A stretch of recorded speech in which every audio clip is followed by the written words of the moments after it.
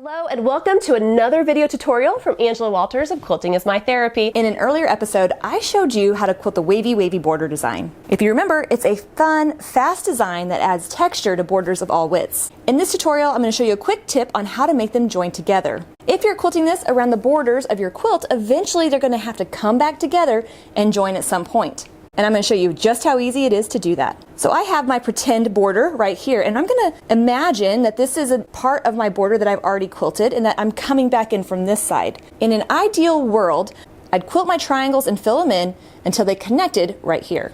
But let me tell you, quilting does not always happen in an ideal world.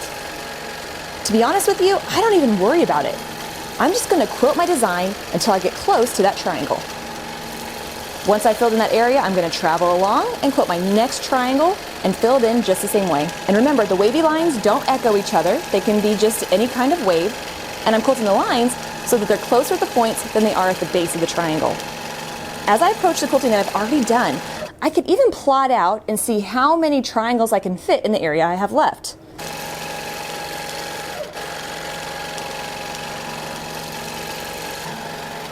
And from here, I can just quilt my wavy line to that point, and that's going to connect them together. But quilting rarely happens in an ideal world, so let's pretend that I can't join them up. I'm going to make it fall short a little bit, and we'll see how I'm going to handle that.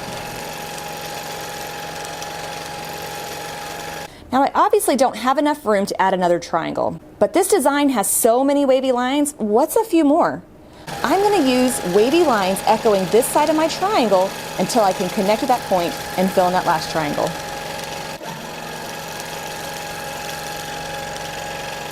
Once you're finished, you won't even notice that there are a couple extra lines. All you'll see is that beautiful all over texture.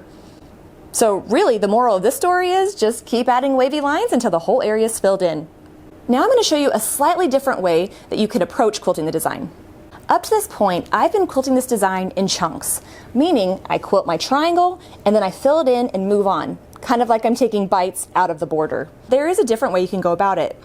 Instead of quilting my wavy line into my triangle and filling it in, I can quilt my wavy lines to create my triangles and then come back and fill it in later.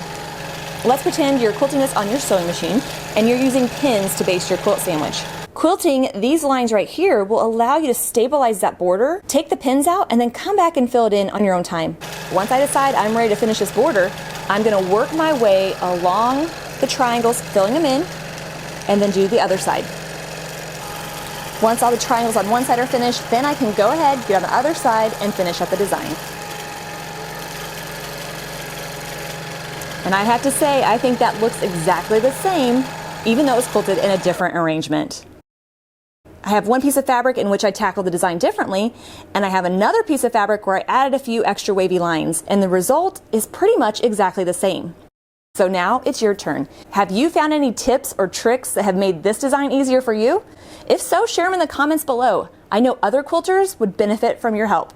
Well, I'll be back soon with another tutorial. Thanks so much for watching and happy quilting.